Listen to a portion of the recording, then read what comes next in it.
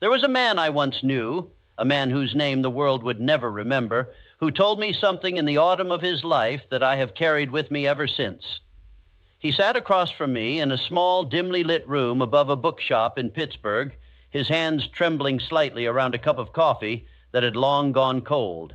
He had been, in every ordinary sense of the word, a failure. 3 bankruptcies, 2 broken marriages, a son who no longer spoke to him.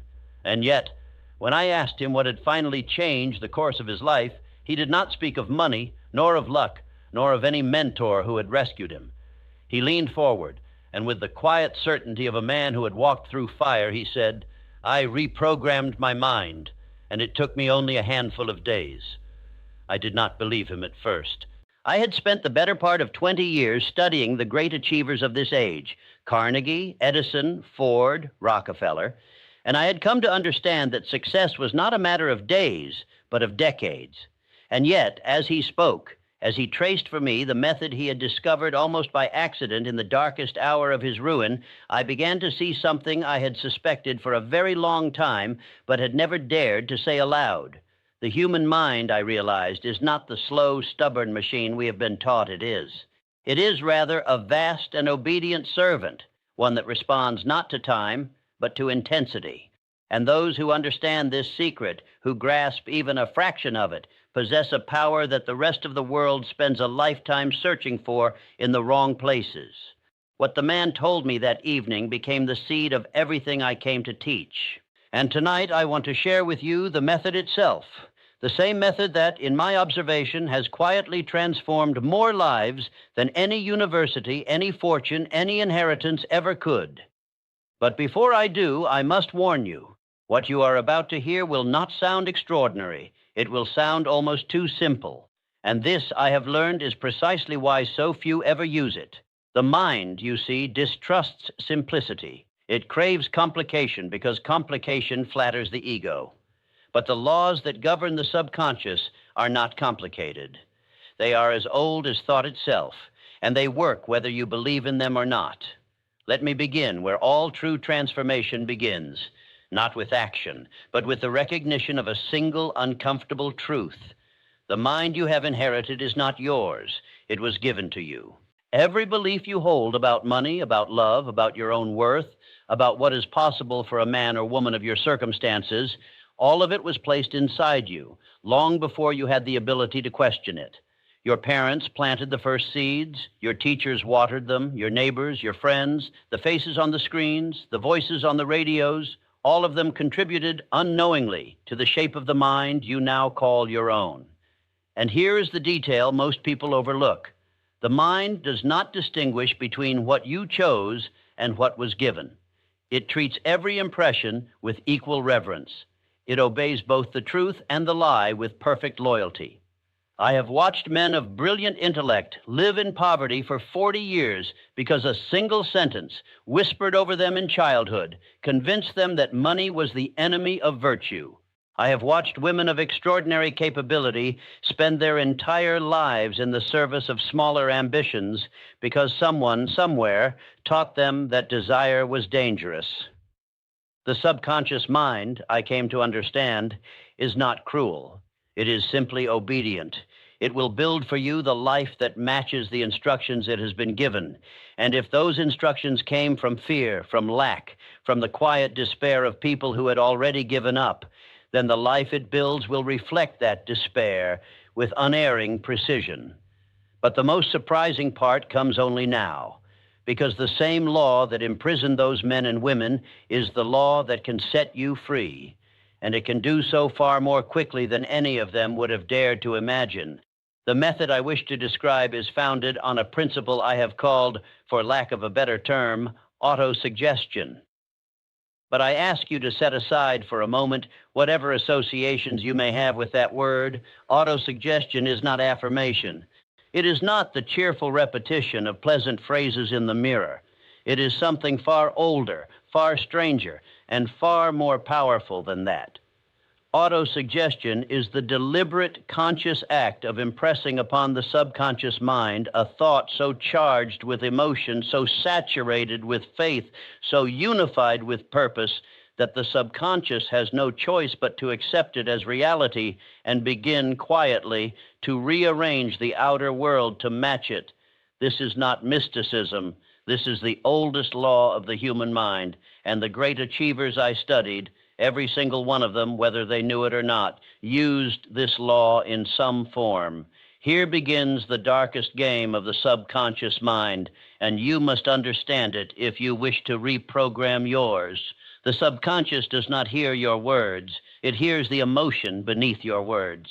You may repeat 1,000 times that you are wealthy, that you are capable, that you are worthy, but if beneath those words there lies a quiet current of doubt, of shame, of secret unbelief, then it is the doubt that the subconscious records, not the declaration.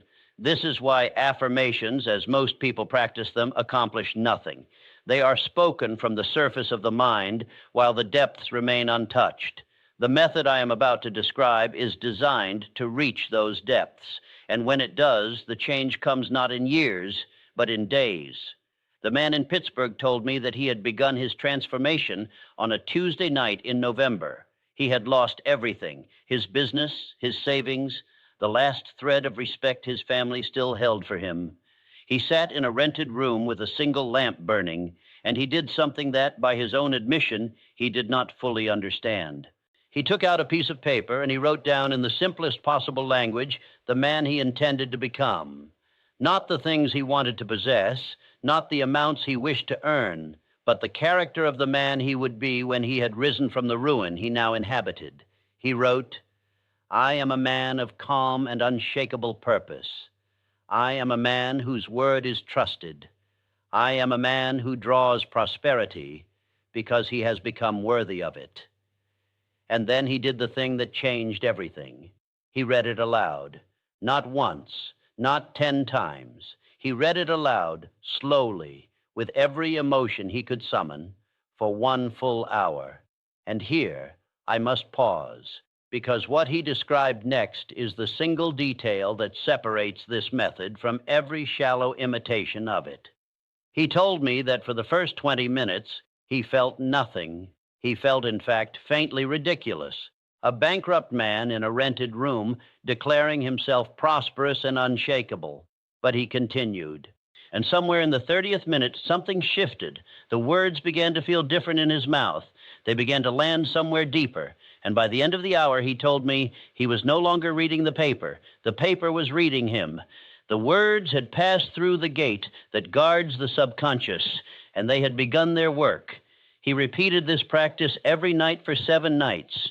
No more. No elaborate ritual. No complicated system. 1 hour, 1 page, 1 mind.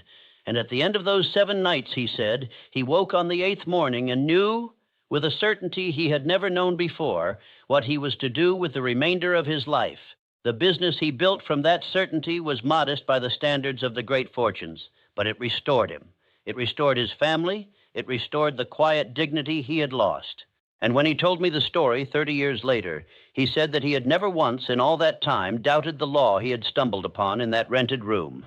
What Hill said about this subject is deeply unsettling because it suggests that the distance between the life you now live and the life you were meant to live is not measured in years of labor, but in the depth of the impression you are willing to make upon your own mind. Now, you may ask, and you would be right to ask, why, if this method is so simple, do so few people ever use it? Why does the world remain full of men and women who sense their greater possibility but never reach it? The answer, I have come to believe, lies in a single word: inconsistency. The subconscious mind is not impressed by intensity alone. It is impressed by repetition of intensity. A single night of burning conviction followed by 6 nights of ordinary thought produces nothing. The impression is made, and then it is erased. But 7 nights, or 14 or 21, of the same burning conviction, delivered with the same emotional force, at the same hour with the same language, cannot be erased. It becomes, quite literally, the new foundation of the mind. And from that foundation, the outer life reorganizes itself with a speed that astonishes those who witness it. The real turning point begins here, at the place where most seekers turn back. because the method I am describing will, in the first 3 or 4 days, produce almost no visible result. It will feel to the one practicing it as though nothing is happening. The mind, in these early days, is still resisting. It is still defending the old programming, the old beliefs, the old identity, and this resistance, this strange, heavy feeling that the practice is futile, is the very sign that the work is reaching the depths. Most people abandon the method precisely at the moment it begins to succeed. They mistake the resistance for failure. They do not understand that the subconscious does not surrender its old territory without a quiet struggle, and the struggle, though invisible, is the proof that the transformation has begun. Consider for a moment the life of Thomas Edison. He was, in his early years, dismissed by his teachers as a boy of limited understanding. His mother, however, refused to accept their verdict.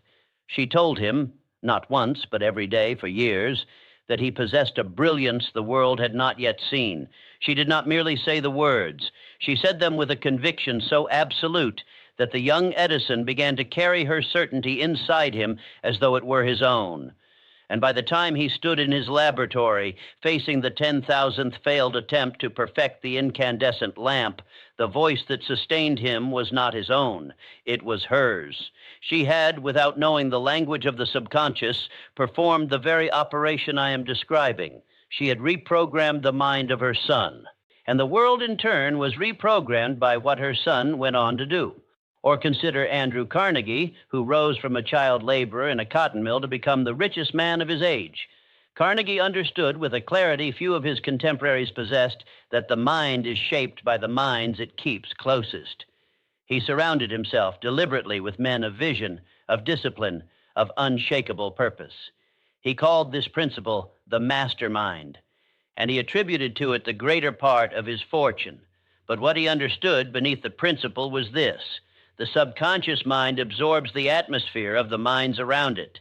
If those minds are small, yours will shrink to match them.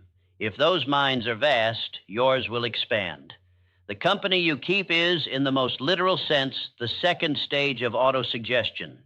Your conscious mind may choose the words you repeat to yourself at night, but the minds you sit with during the day are writing their own impressions upon you, whether you wish them to or not. And this brings me to a truth that the modern age has almost entirely forgotten. We live today in a world that floods the mind with impressions at every waking hour. The screens, the notifications, the endless stream of voices all competing for the attention of your inner ear. None of this is neutral. Every image you absorb, every headline you read, every fear you witness in the faces of those around you is an act of autosuggestion performed upon you by forces that have no particular interest in your prosperity. The modern man has lost the compass of his inner purpose, not because he lacks intelligence, but because his subconscious is being written upon every hour by 1,000 hands that are not his own. And the first act of reprogramming the mind, therefore, is the act of reclaiming the pen. What the lives of great achievers have been trying to tell us for centuries is this: the mind that is not deliberately shaped will be shaped by accident, and accident is rarely kind.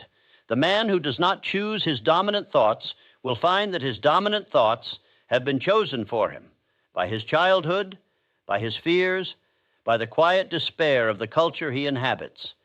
But the man who chooses, who sits each night in a quiet room and writes upon his own mind with the steady hand of deliberate intention, that man becomes in a matter of days a different man, not because the world around him has changed, but because the instrument through which he perceives the world has been retuned. Let me describe to you now the method itself, as I have seen it practiced by those who have used it with success. It consists of 3 movements, and each one must be present, or the method will not work. The first movement is the writing of a definite major purpose. Not a wish, not a hope, but a statement of intention so precise, so specific, so unambiguous, that no part of the subconscious can mistake what is being asked of it. The second movement is the emotional charging of that statement, the deliberate act of reading it aloud at a fixed hour each night, with the full force of faith and desire behind every word. And the third movement is the consistency. The unbroken repetition of this practice for a minimum of 7 nights, though 21 is better, and 100 is the foundation of a transformed life. The detail most people overlook is hidden right here in the emotional charging. The subconscious mind, I have said, does not respond to words. It responds to the emotion behind them. And so the question is not whether you can speak your purpose, but whether you can feel it. Feel it as though it were already accomplished. Feel it as though the man you intend to become is the man you already are. This is the secret, hidden in plain sight, that the great spiritual traditions have taught for thousands of years, and that the great achievers have used often without knowing what they were using. Faith, as I have come to define it, is not belief in something distant. It is the deliberate act of living inwardly, as though the thing desired were already done. And the subconscious, receiving this impression with unquestioning obedience, begins at once to draw toward you the circumstances that correspond to it. There is a moment for those who practice this method faithfully when something strange begins to occur. It happens typically somewhere between the 4th and the 7th night. The practitioner rises in the morning and finds that the world looks subtly different, not transformed, not yet, but different. Opportunities that were invisible the week before suddenly appear. Conversations take unexpected turns. A name comes to mind that had not been thought of in years, and a phone call follows, and a door opens. These are not coincidences. They are the first small evidences that the subconscious has accepted the new programming and has begun to rearrange the field of perception, and through perception, the field of action, to match it. This is the sixth sense awakening. This is the infinite intelligence responding to the signal you have sent. And once it has begun, it does not easily stop. But here I must offer a warning, because the method, like all true powers, carries its own danger. The subconscious is as willing to build destruction as it is to build prosperity. It obeys whatever impression is made upon it with the greatest emotional force. And so the man who repeats night after night his fears, who rehearses in the theater of his own mind the scenes of his own defeat, is performing the same method in reverse. He is reprogramming himself toward the very outcome he dreads. This is the law that most of humanity does not know it is obeying. The poor man who goes to sleep each night in quiet terror of poverty is, by the same mechanism, deepening his poverty. The fearful man who rehearses each morning the disasters that might befall him is, by the same mechanism, drawing those disasters nearer. The subconscious does not judge, it only obeys. And so the first act of wisdom in this work is to become aware of what you have been impressing upon yourself unknowingly for the whole of your life. I have often been asked whether this method will work for any purpose, whether a man may use it to acquire wealth or health or love or any object of his desire. And the answer I have given and will give again tonight is this: the method will work for any purpose that is in harmony with the man's true nature. But it will not work, or it will work only to ruin him, if the purpose is borrowed, if it has been taken from the ambitions of another, if it does not arise from the deepest center of the one who pursues it. The subconscious, I have come to believe, has a kind of wisdom that the conscious mind does not possess. It will obey the command you give it, but it will also test that command against the silent truth of who you are. And if there is a contradiction, the command will be quietly undone. This is why so many who pursue the goals of others, even with great intensity, never arrive. The method is working, but it is working against itself. And so, before you sit down to write your own definite major purpose, I ask you to pause, to sit in silence, to listen as best you can for the voice beneath the voices, the quiet, steady voice of your own inner knowing. What is it that you truly were made to do? What is the work that, even in the hardest seasons of your life, has never entirely left you? What is the life that, if you had no fear of failure and no need of approval, you would build with the remaining days given to you? This is the question that must be answered before the method can begin, and the answering of it for many is the hardest part of the work. Because we have been taught from childhood to mistrust our own inner voice, We have been taught that our desires are dangerous, that our ambitions are foolish, that the quiet voice within us is not to be obeyed.